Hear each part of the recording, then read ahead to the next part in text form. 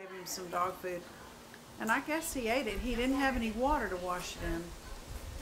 But we had a friend back when we were youngsters that lived next door to us. His name was Felix. Felix and his wife Fleury was their name. It was in Tampa. It was when my dad. We lived on near somewhere over in Hyde Park. I can't tell you. This was when I was a little boy. And my mom and dad lived in a house, and next door, Felix and his wife and 3 daughters lived next door. And for some reason, Felix, which was no surprise to me, he didn't have to go into the service, but my dad was called overseas, and so they were a great resource to us. Yeah, they were right. a great friend. And Felix kind of took care of Fred and I like we were his sons. And right, Felix liked to drink a little bit.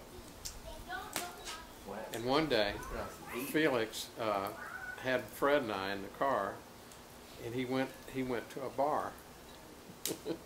He went in to have a couple cool ones, while Fred and I sat out in the car. You could do that in those days. Yeah.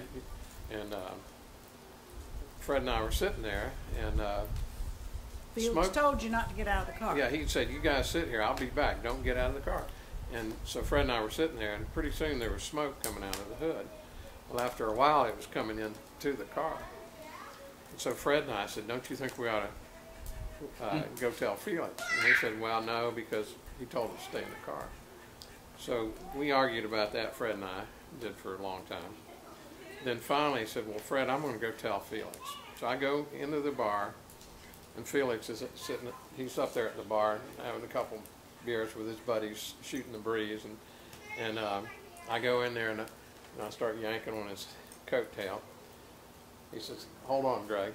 And so, you know, he's telling a story. He was a good storyteller, like you were. And I yank on his coattail again. You're doing pretty good. Well, I yank on his coattail again, and he says, "Hold on a second, I'm talking." I said, you know, so he goes on and talks for a while, and then finally I yank on his coattail. He says, "Okay, what do you want?"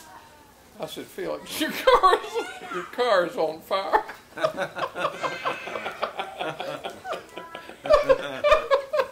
And he about jumped up out of that place and said, "What? My car?" Well, the whole bar emptied out. And then we looked out there, and the car, smoke was just pouring out of it. And Fred was just sitting there. He wouldn't get out of the car.